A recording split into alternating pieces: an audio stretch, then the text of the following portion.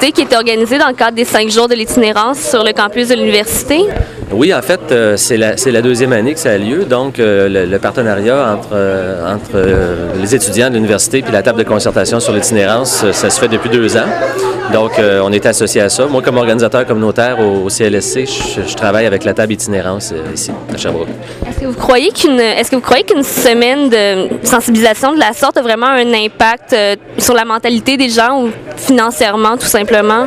Bien, ça a un impact sur la mentalité des gens à moyen et à long terme, c'est certain, parce que c'est des occasions où on parle beaucoup du phénomène de l'itinérance. Ça nous permet de démystifier des choses aussi, parce que, vu de l'extérieur, en tout cas, il y a une méconnaissance, il y a des préjugés, il y a une méconnaissance, c'est évident, de ce phénomène-là.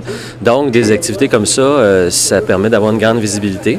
Ça sensibilise d'abord sur le campus, parce qu'il y a une très grande proximité avec les étudiants. Puis, c'est évident qu'à moyen et à long terme, là, ça peut contribuer à changer des mentalités. C'est la deuxième grosse activité de sensibilisation qu'il y a. En fait, il y a la Nuit des sans-abri qui a lieu en octobre. Puis maintenant, avec 5 jours pour l'itinérance qui va être annuellement implantée aussi, mais c'est 2 occasions à 2 moments dans l'année. C'est intéressant. Puis, je crois que les étudiants de l'université ont amassé une somme d'environ 8 000 $. Est-ce que c'est une somme qui a un impact sur, les activités des organismes de la région ou si c'est presque rien? Au fond, vous auriez besoin de beaucoup plus? Bien, c'est sûr qu'on a besoin de beaucoup plus, mais c'est quand même très significatif. C'est un levier intéressant. Comme par exemple, ce budget-là, il est versé à la table de concertation sur l'itinérance. Donc, il n'est pas versé à un organisme en particulier. Il y en a plein d'organismes qui pourraient faire des choses avec ça. Et donc, collectivement, on a des projets qu'on développe. Par exemple, on est en train de mettre sur pied une coopérative d'habitation pour des personnes en situation d'itinérance. Il y a un projet qui est piloté par la Chaudronnée ici aussi, qui s'appelle Tout compte fait, qui est un service de fiducie volontaire pour les personnes itinérantes. Il y a aussi un autre projet qui est en émergence qui s'appelle Travail d'un jour. Donc, c'est un projet qui permet de fournir des occasions de travail pour des personnes très marginales qui sont très loin du marché du travail. Donc, ça, c'est tous des projets qui sont en cours et qui sont très peu financés. Puis, probablement que cette année, ça va se décider bientôt, mais l'argent qui a été ramassé dans le cadre de 5 jours pour l'itinérance va être injecté dans un de ces projets-là, puis ça va servir de levier pour aller chercher d'autres financements aussi. Donc, l'impact que ça peut avoir, une somme de 8 000, c'est que ça peut te permettre d'aller chercher 10, 20, 30, 40 000 auprès d'autres partenaires qui voient qu'on a déjà un fonds. Alors, c'est un effet de levier.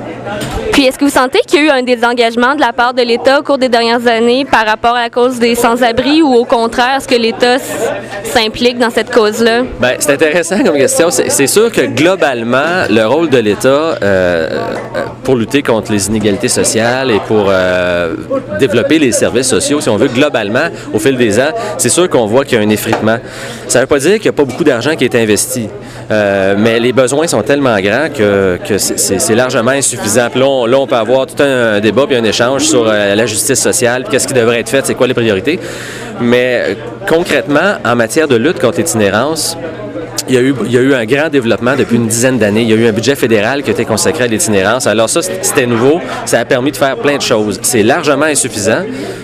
C'est jamais consolidé puis annoncé comme étant permanent. Donc, il y a des luttes qui sont faites pour consolider ça.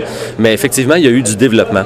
Et puis là, la grosse question qu'on a, c'est jusqu'à quel point le gouvernement du Québec va, à la suite de la commission parlementaire sur l'itinérance et à la suite du plan d'action interministériel qui a été adopté, jusqu'à quel point il y a de l'argent qui va suivre et de façon récurrente aussi.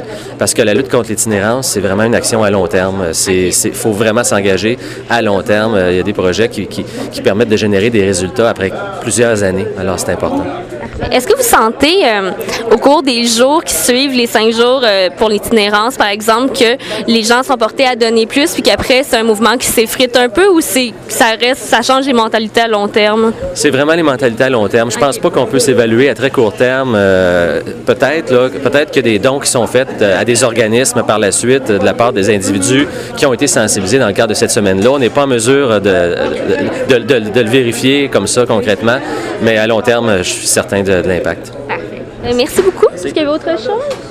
Non? C'est bon. Merci beaucoup.